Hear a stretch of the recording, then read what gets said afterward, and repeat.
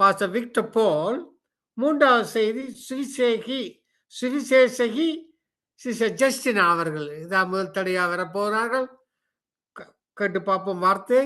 இப்பொழுது pastor Victor போல் அவருடைய செய்தியை கேட்போமா? இதோ பாஸ்டர் விக்டர் போலுடைய செய்தி கேளுங்கள். கர்த்தருடைய வார்த்தைக்கு திரும்புவோம். இன்றைக்கு குருத்தோலை ஞாயிறு என்று சொல்லுவார்கள். இயேசு கிறிஸ்துவை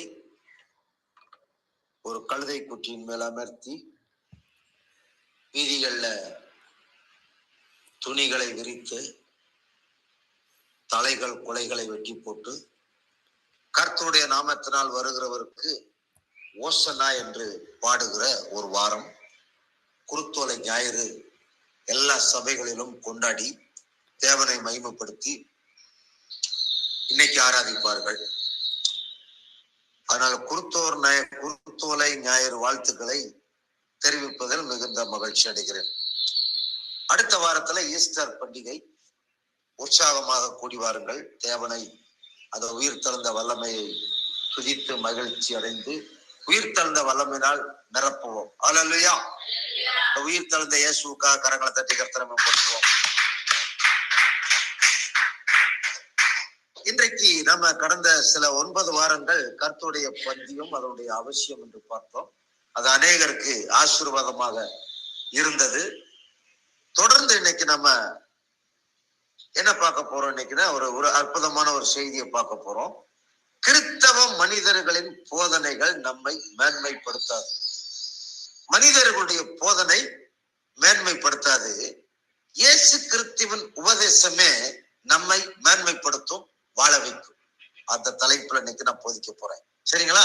இன்னைக்கு மனிதர்கள் போதிக்கிறார்கள், ஊழியக்காரர்கள் போதிக்கிறார்கள், நல்லது. ஆனால் அவர்கள் ஒரு வட்டத்தை, ஒவ்வொரு ஆர்கனைசேஷனும் ஒவ்வொரு ஊழியர்களும் தங்களுக்கென்று ஒரு வட்டத்தை வைத்திருக்கிறார்கள். அந்த வட்டத்தை பிரசங்கித்து அவர்களுடைய ராஜ்யம் கட்டப்படுகிறது, அவங்களுடைய குடும்பம் கட்டப்படுகிறது, அவங்களுடைய ஆர்கனைசேஷன் வளர்ச்சிக்கு தகுந்த மாதிரி வசனங்களை எடுத்து போதித்து சனங்களை தன்வசப்படுத்தி போதிக்கிறார்கள். ஆனால் விசுவாசிகள் வளர வேண்டும், விசுவாசிகள் வாழ வேண்டும். அதுதான் கிறிஸ்துவின் போதனை. ஒருவர் மனம் திரும்பி ஆண்டவரை சொந்த ரட்சகராக ஏற்றுக்கொண்டு அவர் ரட்சிக்கப்பட்டார்னு சொன்னா அவர் வாழ்க்கையிலே தரித்திரங்கள் மாற வேண்டும், வியாதிகள் மாற வேண்டும், பலவீனங்கள் மாற வேண்டும், கடன் மாற வேண்டும், பாவம் மாற வேண்டும், சாபம் மாறி அவர்கள் பரிசுத்தவான்களாய், நீதிமான்களாய், உண்மை உள்ளவர்களாய், அன்புள்ளவர்களாய், தாழ்மை உள்ளவர்களாய், ஐஸ்வர்யம் உள்ளவர்களாய், பணம் உள்ளவர்களாய், ஆரோக்கியம் உள்ளவர்களாய், கடன் இல்லாதவர்களாய், செல்வ செழிப்பாய் வாழ வேண்டும். அதுதான் கிறிஸ்தவ வாழ்க்கை. அதற்காகத்தான் கிறிஸ்து இந்த உலகத்துக்கு வந்தார். சிலுவையை தெரிந்து கொண்டார், சிலுவை எடுத்துக்கொண்டார், சிலுவையிலே நெருக்கப்பட்டார், சிலுவையிலே ஒடுக்கப்பட்டார், சிலுவையிலே அடிக்கப்பட்டார், சிலுவையில ரத்தம் சிந்தினார், சிலுவையில மரித்தார், அடக்கம் பண்ணப்பட்டார், 3ஆம் நாள் உயிர் தெழுந்தார். இன்றைக்கும் உங்களுக்காக எனக்காக பரலோகத்திலே பிதாவினிடத்திலே இயேசு பரிந்து பேசிக் கொண்டிருக்கிறார். நீங்களும் நானும் இந்த உலகத்துல ரட்சிக்கப்பட்ட ஜனங்கள் செழிப்பாக ஆசீர்வாதமாக வாழ வேண்டும் என்பது தேவனுடைய சித்தம். பழையவைகள் ஒளிந்தன, எல்லாம் புதிதாக சொல்றார். கரங்களை தட்டி கர்த்தரை போற்றுவோம். அல்லேலூயா. அதனால பிரியமானவர்களே, மனிதனுடைய போதனைகளை குறித்து எச்சரிக்கையா இருக்கு. அதனால நம்ம என்ன செய்யணும்? வேதம் சொல்லுகிறது, கர்த்தருடைய வேதத்தில் பிரியமா இருந்து இரவும் பகலும் தியானமா இருக்கிற மனுஷன் பாக்கியவான். அவன் நேர்கால்கள் ஓரமா நடப்பட்டு தன் காலத்தில் கனி தந்து இலை உதராதுக்கிற மரத்தை போல இருப்பான். அவன் செய்வதெல்லாம் வாய்க்கும். எத்தனை பிரசங்கங்கள் கேட்டாலும், மனித போதனைகளை கேட்டாலும், என்னைக்கு நீங்கள் வேதத்தை திறந்து வைத்து கர்த்தாவினுடைய வேதத்தில் இருக்கிற அதிசயங்களை பார்க்கும்படி என் கண்களை திறந்தரலும் என்று சொல்லி இரவும் பகலும் வேதத்தை வாசிக்கும் போது பரிசுத்த ஆவியானவர்களை சகல சத்தியத்துக்களும் நடத்துவார். உங்கள் தேவைகளை சந்திப்பார், உங்கள் குறைகளை நிறைவாக்குவார், உங்களை நேர்வழியிலே நடத்துவார். அவர்தான் தேவன், அதுதான் சத்தியம். நானே வழியும் சத்தியமும் ஜீவனுமாய் இருக்கிறேன், என்னை அல்லாமல் ஒருவனும் பிதாவினிடத்துல வர மாட்டான் இயேசு சொல்கிறார். சரியா? அப்ப கிறிஸ்தவ மனிதர்களின் போதனைகள் நம்மை மேன்மைப்படுத்தாது. இயேசு கிறிஸ்துவின் உபதேசமே நம்மை மேன்மைப்படுத்தும், வாழ வைக்கும். முதலாவதாக மனித உபதேசமும் போதனையும் நம்மை மேன்மைப்படுத்தாது. மத்தேயு சுவிசேஷம் 15ஆம் அதிகாரத்தை எடுத்துக்கொள்வோம். மத்தேயு சுவிசேஷம் 15ஆம் அதிகாரம் 3-9 வரைக்கும் வாசிக்க கேட்போம். அவர்களுக்கு அவர் பிரதி உத்தரமாக, நீங்கள் உங்கள் பாரம்பரியத்தினாலே தேவனுடைய கற்பனை ஏன் மீறி நடக்கிறீர்கள்? உன் தகப்பனை உன் தாயையும் கனம் பண்ணுவாயாக என்றும், தகப்பனையாவது தாயையாவது நிந்திக்கிறவன் கொல்லப்பட வேண்டும் என்று தேவன் கற்பித்திருக்கிறாரே. நீங்களோ வாயினாலும் எவனாயிலும் தகப்பனையாவது தாயாவது நோக்கி, உனக்கு நான் செய்ய தக்க உதவி எது உண்டோ அதை காணிக்கையாக கொடுக்கிறேன் என்று சொல்லி தன் தகப்பனையாவது தன் தாயாவது கனம் பண்ணாமற் போனாலும் அவனுடைய கடமை தீர்ந்தது என்று போதித்து, உங்கள் பாரம்பரியத்தினாலே தேவனுடைய கற்பனையை அவமாக்குகிறீர்கள். மாயக்காரரே, உங்களை குறித்து இந்த ஜனங்கள் தங்கள் வாயினாலே என்னிடத்தில் சேர்ந்து தங்கள் உதடுகளினால் என்னை கனம் பண்ணுகிறார்கள். அவர்கள் இருதயமோ எனக்கு தூரமாய் விலகி இருக்கிறது. மனுஷனுடைய கற்பனைகளை உபதேசமாக போதித்து வீணாய் எனக்கு ஆராதனை செய்கிறார்கள் என்று ஏசியா தீர்க்கதரிசி நன்றாய் சொல்லி இருக்கிறாரே என்றார் இயேசு. மனிதனுடைய பாரம்பரியத்தை குறித்து போதித்துக் கொண்டிருக்கிறார்கள். இயேசுவை குறித்து போதிப்பதற்கு பதிலாக, இயேசுவின் தன்மையை போதிப்பதற்கு பதிலாக, இயேசு கிறிஸ்துவின் சிலுவையை குறித்து போதிப்பதற்கு பதிலாக, தங்களுடைய பெருமையை குறித்து தங்களுடைய பாரம்பரியத்தை குறித்து மனிதர்கள் உபதேசித்துக் கொண்டிருக்கிறார்கள், போதித்துக் கொண்டிருக்கிறார்கள் சொல்லி இயேசு தெளிவாக இங்கே கொடுத்திருக்கிறார். ஒண்ணு, பாரம்பரியத்தினால் தேவனுடைய கற்பனைகளை மீறுகிறார்கள். 3வது வசனம். 2, தகப்பனை மீறுகிறார்கள். எபேசியர் 6:1 சொல்றாரு, உன் ஆயுசு நாட்கள் நீடித்திருக்கும்படி உன் தாயையும் தகப்பனையும் கனம் பண்ணுவாயாக என்று எழுதப்பட்டிருக்கு. ஆனால் இன்றைக்கு தாய் தகப்பனை மீறுகிறார்கள். தாய் தகப்பனை கொண்டு முதியோர் இல்லத்திலே கொண்டு போய் சேர்த்து விட்டு சுகமாய் வாழுகிறார்கள். இது கிறிஸ்தவ வரலாற்றிலும் நடந்து கொண்டிருக்கிறது. 3வது காரியம், பாரம்பரியத்தினால் தேவனின் கற்பனைகளை அவமாக்குகிறார்கள். 4, இப்படியாப்பட்ட ஊழியக்காரர்களையும் தேவ ஜனங்களை பார்த்து இயேசு மாயக்காரனே சொல்றார். தேவனுடைய கற்பனைகளை அவமாக்குறவன் மாயக்காரனாக இருக்கிறான் சொல்றார். 5, இருதயம் தூரமா இருக்கிறது. உங்க உதடுகளினால பாடுறீங்கப்பா, வாயினால பாடுறீங்க, உங்க இருதயம் எனக்கு தூரமா இருக்கிறது. மத்தேயு 5:8 சொல்றாரு, இருதயத்தில் சுத்தம் உள்ளவர்கள் பாக்கியவான்கள், அவர்கள் தேவனை தரிசிப்பார்கள் என்று வேதம் சொல்லுகிறது. 6வது காரியம், மனிதர்களின் போதனைகளை வீணாக போதித்து எனக்கு ஆராதனை செய்கிறார்கள். இன்னைக்கு வீணான ஆராதனைகள் சபைக்குள்ள வந்துருச்சு. ஆராதனை எப்படி இருக்க வேண்டும்? ரோமர் 12:1 சொல்றாரு, புத்தி உள்ள ஆராதனையா இருக்கணும், அர்ப்பணிக்கப்பட்ட ஆராதனையா இருக்கணும். ஆண்டவரை அர்ப்பணிக்கப்பட்ட இருதயத்தோடு ஆராதிக்க வேண்டும் என்று பவுல் சொல்லுகிறார். ஆனால் இன்னைக்கு ஆராதனைகள் சபைக்குள் வீணாக போய்விட்டது சொல்லி இயேசு சொல்லுகிறார். சபைக்குள்ள டான்ஸ் வந்துருச்சு, விசில் அடிக்கிற கூட்டம் வந்துருச்சா சபைக்குள்ள?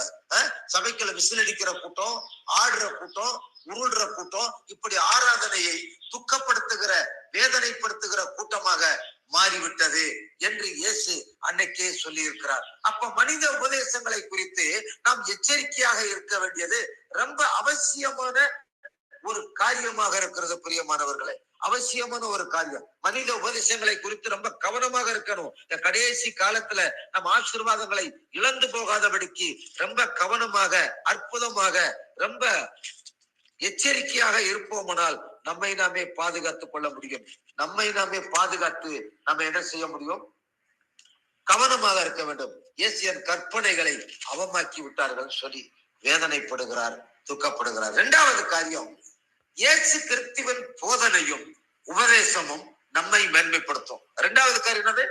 இயேசு கிறிஸ்துவின் போதனை, இயேசு கிறிஸ்துவின் உபதேசம் தான் நம்மளை ரட்சிப்புகளை நடத்தும், பரிசுத்தத்துக்களை நடத்தும், நீதிக்களை நடத்தும், அன்புக்களை நடத்தும், தாழ்மையில நடத்தும், உயர்வுல நடத்தும், மேன்மை நடத்தும். இயேசு கிறிஸ்துவின் போதனையை கவனமாய் கேட்க வேண்டும். இரவும் பகலும் கவனமாய் வாசிக்க வேண்டும். எடுத்துக்கொள்வோம். யோவான் சுவிசேஷம் 8ஆம் அதிகாரத்தை திருப்பிக் கொள்ளுவோம். யோவான் சுவிசேஷம் 8ஆம் அதிகாரத்தை திருப்பிக் கொள்வோம். 29-36 வரைக்கும் வாசிக்கிறேன். 29-36 வரைக்கும். என்னை அனுப்பினவர் என்னுடனே கூட இருக்கிறார். பிதாவுக்கு பிரியமானவைகளை நான் எப்பொழுதும் செய்கிறபடியால் அவர் என்னை தனியே இருக்க விடவில்லை என்றார். இவைகளை அவர் சொல்லுகையில் அநேகர் அவரிடத்தில் விசுவாசம் வைத்தார்கள். இயேசு தம்மை விசுவாசிக்கிற யூதர்களை நோக்கி, நீங்கள் என் உபதேசத்தில் நிலைத்திருந்தால் மெய்யாகவே என் சீஷர்களாய் இருப்பீர்கள். சத்தியத்தையும் அறிவீர்கள், சத்தியம் உங்களை விடுதலையாக்கும் என்றார்.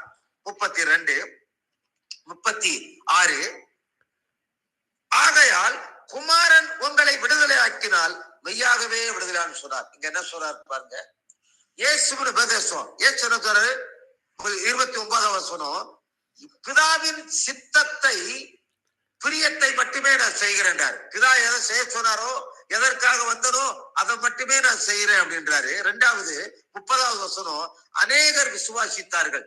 இயேசுவின் உபதேசத்தை கேட்டு ஒருத்தர் 2 பேர்ல அநேகர் விசுவாசித்தார்கள் சொல்லப்பட்டிருக்கு. 3 இயேசுவின் உபதேசத்தில் நிலைத்திருந்த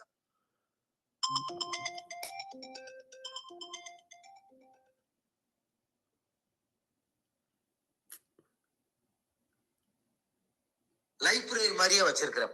அப்ப அந்த ஒயிட் வாஷ் அடிக்கும் போது, இது வரைக்கும் நம்ம இந்த அரிசி வாங்குற காசு கூட புத்தகங்கள் வாங்கி படித்தமே, இது எவ்வளவுக்கு வாங்கி இருக்கோம்னு பார்த்து எல்லாம் எடுத்து நான் வாங்கின டோட்டல் பில்ல பூரா ஒரு பேப்பர்ல டோட்டல் பண்ணி பார்த்தேன்.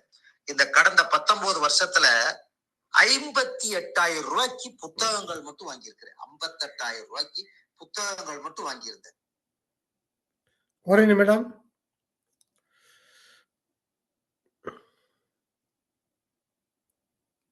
ஒரு சுவிசேஷ பத்திரிகையை வெளியிடுறாரு. அந்த பத்திரிகை எனக்கு அனுப்புவார். அதுல அனுப்புனாரு, நீங்க வாங்கி படித்து விட்டு பயன் இல்லாமல் உங்க அலமாரியில் தூசி அடைந்து கிடக்கிற நூல்களை எங்கள் பைபிள் காலேஜுக்கு கொடுத்து உதவினால் அது அநேக மாணவர்கள் உருவாவதற்கு வழியா இருக்கும் சொன்னார். நான் எனக்கு ஒரு சில புத்தகங்களை எடுத்து வச்சுட்டு உடனே கீழ்ப்படிஞ்சு 2 சாக்கு மூட்டையில புத்தகங்களை பூரா எடுத்து, இந்த 58,000 ரூபாய்க்கு வாங்கின புத்தகங்களை எடுத்து 2 மூட்டை சாக்குல அடுக்கி ஒரு குட்டியான லாரிய வாடகைக்கு பேசி அதுல ஏத்தி மேலூருக்கு போறேன். என் வீட்டுல இருந்து கிட்டத்தட்ட 50 கிலோமீட்டர் நான் 2 வீலர்ல போறேன். என்னுடைய புக்கு பூரா அந்த குட்டி அணையில போகுது. அங்க போன உடனே அவர் என்ன, இந்த மாதிரி உங்க பத்திரிகை விளம்பரத்தை பார்த்தேன். அவர் ரொம்ப பாராட்டி, பாஸ்டர் உங்களுக்கு நான் வரலாற்றுல நீங்கள் பேசப்படுவீர்கள், கர்த்தர் உங்களை உங்கள் சந்ததி ஆசீர்வதிக்கப்படுவான்னு சொன்னாரு. சரின்னு சொல்லிட்டு நான் கொடுத்தேன். உங்களுக்கு நான் என்ன செய்யணும் பாஸ்டர்னு அவர் கேட்டாரு. என்னுடைய 2 வீலருக்கு பெட்ரோல் சேர்ஸ் வேணும், இந்த குட்டி யானை லாரிக்கு வாடகை கொடுத்துருங்க பாஸ்டர். அவ்வளவுதான். அந்த குட்டி யானைக்கு வாடகை கொடுத்துட்டு, அந்த குட்டி யானையில டிரைவர் கண்டக்டருக்கு சாப்பாட்டுக்கு 500 ரூபாய் கொடுத்துட்டு வாடகை பணம் கொடுத்தாரு. எனக்கு பெட்ரோலுக்கு 500 ரூபாய் கொடுத்தாரு. அவ்வளவுதான். 58,000 ரூபாய்க்கு வாங்கின புத்தகத்தை வெறும் ஒரு 2,000 ரூபாய் தான் நாங்க கொடுத்தோம். அப்படி கொடுத்துட்டு வந்தேன். கொடுத்துட்டு வந்த உடனே என்ன நடந்துச்சு தெரியுமா? என்னுடைய கடைசி பொண்ணு கல்யாணத்தை ஒரு சிஎஸ்ஐ சர்ச்சு கிட்டத்தட்ட 8 லட்சம் ரூபாய் செலவு பண்ணி என் மகளுடைய திருமணத்தை ஒரு திருச்சபை நடத்தி விட்டது. கொடுங்கள் அப்பொழுது உங்களுக்கும் கொடுக்கப்படும், அமிக்கு குலுக்கி சரிந்து விழும்படியாய் உங்கள் மடியிலே போடுவான்னு சொல்லப்பட்டிருக்கிறது. பிரியமானவர்களே, வாங்குவதை பார்க்கலும் கொடுப்பதே மேல் என்று வேதம் சொல்லுகிறது. உற்சாகமாய் கொடுக்கிற இடத்தில் தேவன் பிரியமா இருக்கிறான்னு சொல்லுகிறார். பிரியமானவர்களே, அநேக விசுவாசிகள், அநேக ஊழியக்காரர் பொருளாதார ஆசீர்வாதம் ஜெபம் பண்றான். பொருளாதார ஆசீர்வாதத்துக்காக ஜெபிக்கிறவனுக்கு கர்த்தர் பொருளாதார ஆசீர்வாதத்தை தரமாட்டார். பொருளாதார ஆசீர்வாதம் ஊழியக்காரன் குடும்பத்துல வரணுமா, விசுவாசி குடும்பத்துல பணத்தேவைகள், ஐஸ்வர்யம், பொருளாதாரம் வரணும்னா கொடுங்கள், கொடுக்கப்படும். இயேசுவின் போதனா தான். ஜெபிக்கிறதுனால பொருளாதாரம் வராது. ஜெபிக்கிறதுனால கட்டுகள் உடையும், தடைகள் மாறும், ஜனங்கள் ரட்சிக்கப்படுவாங்க. கொடுக்கிறதுனால தேவைகள் சந்திக்கப்படும், பொருளாதார தேவைகள் சந்திக்கப்படும். இதைத்தான் நாம் படிக்கிற என்னுடைய கர்த்தருடைய வேத புத்தகத்துல கற்றுக்கொண்டேன். இதுதான் பரிசுத்த ஆவியானவர் என்னை சகல சத்தியத்துக்குள் நடத்துகிறார். நீங்களும் கொடுத்து பாருங்கள். உங்கள் கடன் சிறையிருப்பு மாறும், உங்கள் வறுமை மாறும், உங்கள் தரித்திரங்கள் மாறும், நீங்கள் ஆசீர்வதிக்கப்படுவீர்கள். இது என்னுடைய உபதேசம். God bless you.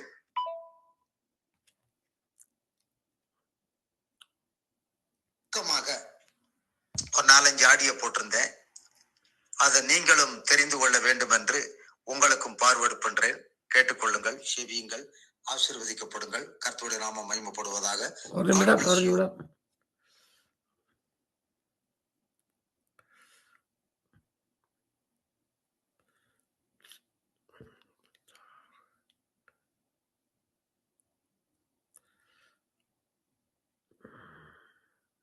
அர்ப்பணிக்கப்பட்டிருந்தார்கள் சொல்லப்பட்டிருக்கு. 4 சொல்றாரு, சத்தியத்தையும் அறிவீர்கள், சத்தியம் உங்களை விடுதலை ஆக்கும். நமக்கு கடன்ல இருந்து விடுதலை, சாபத்திலிருந்து விடுதலை, பாவத்திலிருந்து விடுதலை, ரோகத்திலிருந்து விடுதலை, இச்சையிலிருந்து விடுதலை, அடிமைத்தனத்திலிருந்து விடுதலை வேண்டும் சொன்னா நம்ம சத்தியத்தை அறியும் போதுதான் விடுதலை கிடைக்கும்.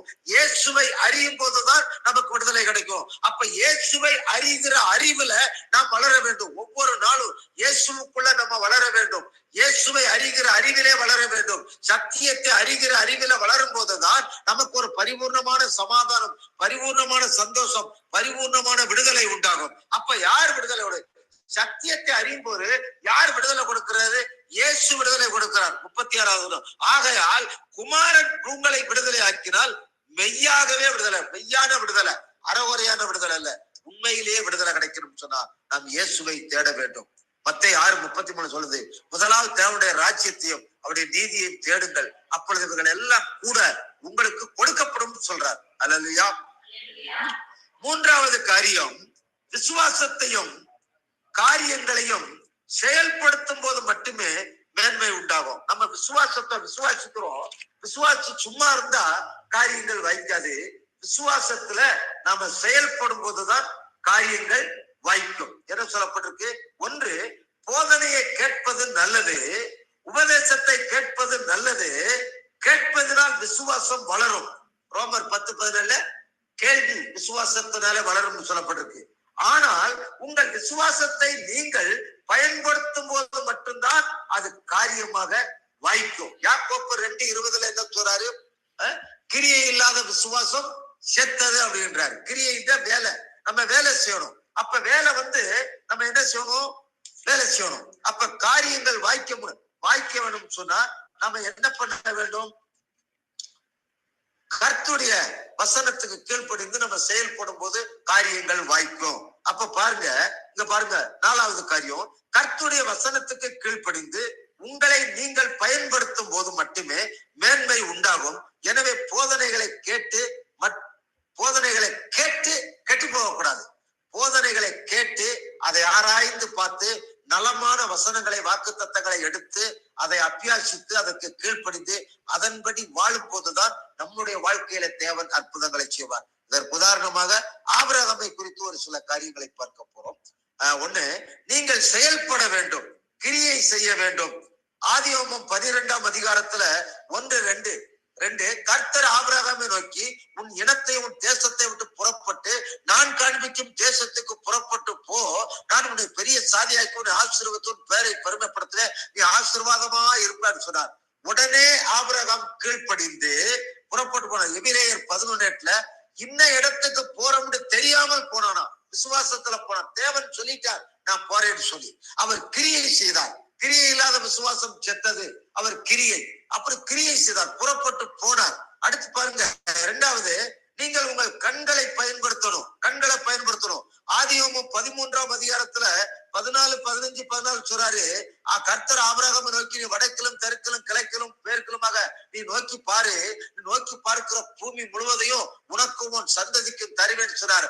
ஆபிரகாம் நோக்கி பார்த்தார், அப்படியே சுதந்திரித்தார். 3வது, நீங்கள் உங்கள் கால்களை பயன்படுத்தணும். கண்களை பயன்படுத்தணும், கால்களை பயன்படுத்தணும். ஆதியாகமம் 13ஆம் அதிகாரம் 17ஆம் வசனம், உலகத்தின் நீளமும் அகலமும் அம்மட்டும் நடந்து திரி, அதை உனக்கு தருவேன் சொல்லி ஆபிரகாமுக்கு தேவன் சொன்னார்.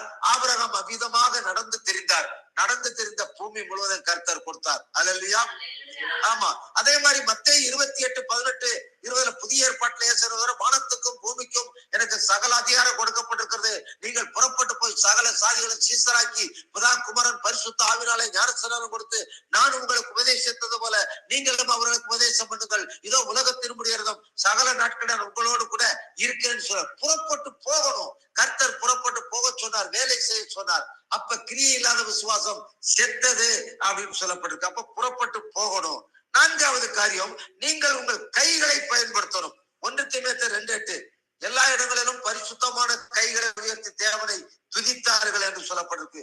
மார்க் 16:18 அவர்கள் புறப்பட்டு போய் எங்கு வசனத்தை பிரசங்கித்தார்கள், இயேசு அவர்களோடு கூட இருந்த காரியங்களை வாய்க்க பண்ணான்னு சொல்லப்படும். அல்லேலூயா.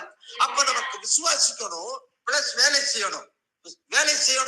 விசுவாசிக்கணும், வேலை செய்யணும். அப்ப அந்த மாதிரியான கிரியை இல்லாத விசுவாசம் செத்தது அப்படின்னு சொல்றது. அப்ப இன்னைக்கு நம்ம உபதேசங்களை கேட்டு எப்ப பார்த்தாலும் உபவாசம் பண்ணி ஜெபம் பண்ணிட்டு இருந்தா ஒன்னும் ஜெபத்தினால எல்லாம் ஒண்ணும் ஆக போறது கிடையாது. ஜெபத்தினால ஒண்ணும் ஆக போறது கிடையாது. உபவாசம் இருக்கிறதுனால ஒண்ணும் ஆக போறது கிடையாது. நம்ம என்ன செய்யணும்? வசனத்துக்கு கீழ்ப்படிந்து வசனத்தின்படி வாழாம எந்த ஜெபமும் அங்கீகரிக்கப்படாது, எந்த உபவாசமும் அங்கீகரிக்கப்படாது, எந்த பிரசங்கமும் எந்த போதனைகளும் அங்கே செயம் தராது. ஆண்டவர் உபதேசத்தை கேட்டு வசனத்தை கேட்டு கீழ்ப்படியணும், வேலை செய்யணும், புறப்பட்டு போகணும், அன்பா இருக்கணும், ஒற்றுமையா இருக்கணும், தாழ்மையா இருக்கணும், உதவி செய்யணும், நன்மை செய்யணும், காணிக்கை கொடுக்கணும், தசமாக கொடுக்கணும். இப்படி எல்லாம் கீழ்ப்படிதல் இருக்கு. இந்த கீழ்ப்படிதலை ஒழுங்கு கிரமமாக செய்யும் போது அந்த குடும்பங்களை கர்த்தர் ஒரு செல்வ செழிப்பான குடும்பமாய் ஆசீர்வதிக்கிறார். அல்லேலூயா. இந்த போதனையை கேட்கிற நீங்கள் பாக்கியவான்கள். இன்னைக்கு இந்த குருத்தோல ஞாயிறுல இதை கேட்கறீங்க, நீங்க செயல்பட போறீங்க. உங்க குடும்பம் நல்லா இருக்க போது, உங்க பிள்ளைகள் நல்லா இருக்க போது, நிச்சயமா சொல்றேன், நீங்கள் இன்னைக்கு இருக்கிற மாதிரி இருக்க போறது இல்ல. நீங்கள் ஒளிமயமான எதிர்காலம் கர்த்தர் உங்களுக்கு வைத்திருக்கிறார். கரங்களை கட்டி கர்த்தர் கொடுத்தோம். அல்லேலூயா. நீங்கள் எதை குறித்தும் பயப்பட வேண்டிய அவசியம் இல்லை. எதிர்காலத்தை குறித்து பயப்பட வேண்டிய அவசியம் இல்லை. கர்த்தர் உங்களுக்கு பாதுகாப்பாக இருக்கிறார். சரியா?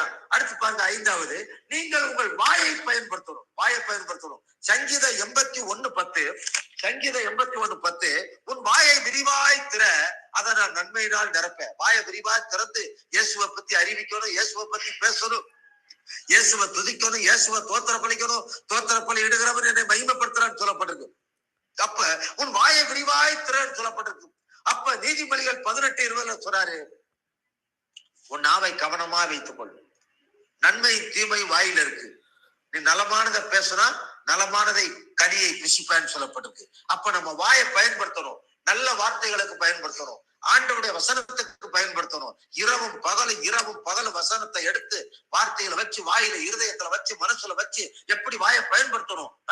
பிரச்சனை இருக்கலாம், போராட்டங்கள் இருக்கலாம், கடன் இருக்கலாம், வியாதி இருக்கலாம், பலவீனங்கள் இருக்கலாம், சோர்வு இருக்கலாம். அந்த நேரத்துல எப்படி நம்ம பயன்படுத்தணும், எப்படி பிசாசை மேற்கொள்ளணும். கர்த்தரின் மெய்ப்பராக இருக்கிறார், நான் தாழ்ச்சி அடையேன். கர்த்தரின் வலது பரிசல் வைத்திருக்கிறேன், நான் அசைக்கப்படுவதில்லை.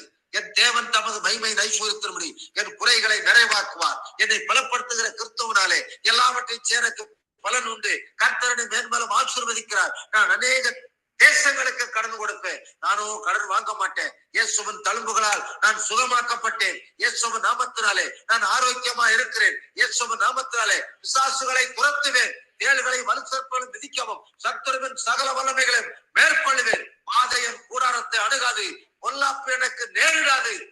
இப்படி பேசணும், வாயை பயன்படுத்தணும். இப்படி இரவும் பகலும் நீங்க குறை பேசுறதை விட்டுட்டு, புறுமுறுக்கிறத விட்டுட்டு, சந்தேகப்படுறதை விட்டு, அந்நியர்களோடு பழகிறத விட்டு, இரவும் பகலும் இப்படி கர்த்தருக்குள்ளாக வாழும்போது, கர்த்தருடைய வசனத்தை பேசும்போது, ஒரு குறிப்பிட்ட நேரம் வரும்போது உங்களுக்கே தெரியாமல் பனியை போல இருக்கும். தேவனுடைய ஆசீர்வாதம் பனியை போல இறங்கும். செல்வ செழிப்பா இருப்பீங்க. உங்க குடும்பம் ஆசீர்வதிக்கப்படும். வீடுகளை கட்டுவீங்க, நலமானதை சுதந்திரிப்பீங்க. உங்க பிள்ளைகள் நன்றாக இருப்பார்கள். உங்களுக்கு ஒளிமயமான ஒரு எதிர்காலம் உங்க வாயில இருக்கு. எந்த மனுஷனும் உங்களுக்கு உதவி செய்ய முடியாது, எந்த சொந்தக்காரனும் உங்களுக்கு உதவி செய்ய முடியாது, எந்த ஊழியக்காரனும் உங்களுக்கு உதவி செய்ய முடியாது. எல்லாரும் சுயநலக்காரர்கள். அவங்க குடும்பத்தை தான் அவங்க பார்க்க முடியும். நீங்கள் உங்க ஒளிமயமான எதிர்காலம் நல்லா இருக்கணும். உங்க வாயை பயன்படுத்துங்க, உங்க கையை பயன்படுத்துங்க, உங்க காலை பயன்படுத்துங்க, உங்க இருதயத்தை பயன்படுத்துங்க, உங்க கண்களை பயன்படுத்துங்க. கிரியை இல்லாத விசுவாசம் செத்தது என்று வேதம் சொல்லுகிறது. ஹல்லேலூயா. 6வது காரியம், நீங்கள் உங்கள் நாவை பயன்படுத்தணும். நாவை பயன்படுத்தணும். அப்போஸ்தலர் 2:3 அக்னிமயமான நாவா பாசனம். உங்க நாவுல எப்ப பார்த்தாலும் அந்நிய பாஷையில பேசிக்கொண்டு இருக்கணும். அப்பதான் பிசாசு நடுங்குவான், பிசாசு பயப்படுவான், பிசாசின் கிரியைகள் அழிக்கப்படும். அந்நிய பாஷையில தேவனை பேசணும், அந்நிய பாஷையில ஜெபிக்கணும், அந்நிய பாஷையில தேவன் துதிக்கணும். அது உங்களுக்கே புரியாது. வீட்டுக்குள்ள நீங்க பேசுங்க, நடக்கும் போது, படுத்திருக்கும் போது, வேலைக்கு போகும்போது, டிராவல் பண்ணும்போது, சமையல் பண்ணும்போது, அந்நிய பாஷையில தேவனை பேசும்போது தேவனோடு ரகசியங்களை பேசுகிறான்னு சொல்லப்பட்டிருக்கு. அல்லேலூயா. அந்த அபிஷேகத்தை நீங்கள் பெற்றுக்கொள்ளுங்க. அந்நிய பாஷையின் அபிஷேகத்தை பெற்றுக்கொள்ளுங்க. அதுதான் சாத்தானுக்கு சமாதி கற்ற ஒரு பாஷை, அந்நிய பாஷையின் ஜெபம். அக்னிமயமான நாவுகள். யாக்கோப்பு 3ஆம் அதிகாரத்தை எடுத்துக்கொள்ளுவோம். யாக்கோப்பு 3ஆம் அதிகாரத்தை எடுத்துக்கொள்வோம். கடைசியில யாக்கோப்பு 3ஆம் அதிகாரத்தை எடுத்துக்கொள்ளுங்க. அங்க என்ன சொல்லப்பட்டிருக்குது? யாக்கோப்பு 3ஆம் அதிகாரத்தை திருப்புவோம், எடுத்துக்கொள்வோம். யாக்கோப்பு 3ஆம் அதிகாரத்தை எடுத்துக்கொள்ளுங்க. யாக்கோப்பு 3 என்ன சொல்லப்பட்டிருக்கு? 6, 8, 9, 10, 11. ஆறுல இருந்து நாவும் நெருப்புத்தான், அது அநீதி நிறைந்த உலகம். நம்முடைய அவயங்களில் நாவானது முழு சரீரத்தை கரைப்படுத்தி ஆயுள் சக்கரத்தை கொளுத்தி விடுகிறதாயும் நரக அக்கினினால் கொளுத்தப்படுகிறதாயும் இருக்கிறது. சகல விதமான மிருகங்கள், பறவைகள், ஊரும் பிராணிகள், நீர் வாழும் செந்துக்கள் ஆகிய இவைகளின் சுபாவம் மனுஷ சுபாவத்தால் அடக்கப்பட்டும் உண்டு. நாவை அடக்க ஒரு மனுஷனாலும் கூடாது, அது அடங்காத பொல்லாங்குள்ளதும் சாவுக்கு அதுமான விஷம் நிறைந்தமா இருக்குது. அதனாலே நாம் பிதாவாகிய தேவனை துதிக்கிறோம். தேவனுடைய சாயலின்படி உண்டாக்கப்பட்ட மனுஷனை அதனாலே சபிக்கிறோம். துதித்தலும் சபித்தலும் ஒரே வாயிலிருந்து புறப்படுகிறது என்று சொல்லப்பட்டிருக்கிறது. 11 ஒரே ஊற்று கண்ணிலிருந்து தித்திப்பும் கசப்பும் தண்ணீரும் சுரக்குமா. ஒரே வாயிலிருந்து 2 வார்த்தை வரக்கூடாது. சாபமான வார்த்தை வாயில வரவே கூடாது. விளங்க மாட்டேங்க, உருப்பட மாட்டேங்க, நான் சாக போறேன், இந்த வார்த்தைகளை பேசவே கூடாது. கடனா இருக்கு பேசக்கூடாது. இல்லைன்ற வார்த்தையை பேசக்கூடாது. இல்லாத வேலை இருக்கிற போல தேவனை பேசணும். உலகத்துல இருக்கும் அவனை பார்க்கிற எனக்குள்ள இருக்கிற இயேசு பெரியவர். இயேசுவின் தரித்திரத்தினால் ஐஸ்வர்யமா இருக்கிறேன். நான் அநேக சாதிகளுக்கு கடன் கொடுப்பேன். நான் இப்பொழுது ஒருவேளை அப்படி இல்லாம இருக்கலாம், இனி நான் அப்படி இருப்பேன். எதிர்காலத்தை குறித்த ஒரு தரிசனம் இருக்கணும். ஒளிமயமான எதிர்காலத்தை குறித்த தரிசனம் இருக்கணும். ஒரு விஷன் இருக்கணும். கிறிஸ்தவ வாழ்க்கை என்பது ஒரு தரிசனம் நிறைந்த வாழ்க்கை. இன்னைக்கு இருக்கிற மண்கள் இருக்க போது கிடையாது. காலத்தை நீங்கள் தான் பயன்படுத்தணும். காலம் கர்த்தருடைய கரத்துல இருக்கிறது. கர்த்தருடைய காரியம் உங்களை பெரியவனாக்கும். எப்பொழுது நம்ம கீழ்ப்படிந்து அடங்கி ஒடுங்கி இருக்கணும். சும்மா அந்நிய நுகத்துல பிணைக்கப்படக்கூடாது. சும்மா நண்பர்கள் உறவினர் சொல்லி அந்நியர்களோடு போய் பேசக்கூடாது. நல்லா சின்ன நம்ம ஆவிக்குரிய வாழ்க்கையில நம்ம குடும்ப கஷ்டங்களை, வேதனைகளை, குறைகளை அஞ்ஞானிகிட்ட போய் சொன்னா ஒரு ஆசீர்வாதம் கூட வராது. அஞ்ஞானிகிட்ட போய் பேசக்கூடாது. நம்ம கடன் இருக்கலாம், பிரச்சனை இருக்கலாம், நம்ம பிள்ளைகள் சரியில்லாம இருக்கலாம், நம்ம வாழ்க்கையில குறை இருக்கலாம். நம்ம ஜெபம் பண்றோம் சொல்லிட்டு ஆண்டவரை ஆராதிச்சுட்டு ஆண்டவர் துதிச்சுட்டு நம்ம போய் அஞ்ஞானிகிட்ட போய் நம்ம பிரச்சனைகளை சொல்லக்கூடாது. அல்லேலூயா. அஞ்ஞானிகிட்ட போய் கடன் கேட்க கூடாது. அஞ்ஞானிகிட்ட போய் கடன் கேட்க கூடாது. நம்ம தேவனை துதிக்கிறவர்கள், தேவனை ஆராதிக்கிறவர்கள், நம்ம வாயை பார்த்து, நம்ம இருதயத்தை பார்த்து, நம்ம முகத்தை பார்த்து, நம்ம செய்களை பார்த்து, தேவன் அஞ்ஞானிகளுக்கு முன்பாக நம் தலையை உயர்த்துகிற தேவனாக இருக்கிறார். அவருடைய பேரு இயேசு. அல்லேலூயா. கரங்களை தட்டி கர்த்தரை இதுவரை நேரமும் செய்தி கொடுத்தவர் பாஸ்டர் விக்டர்.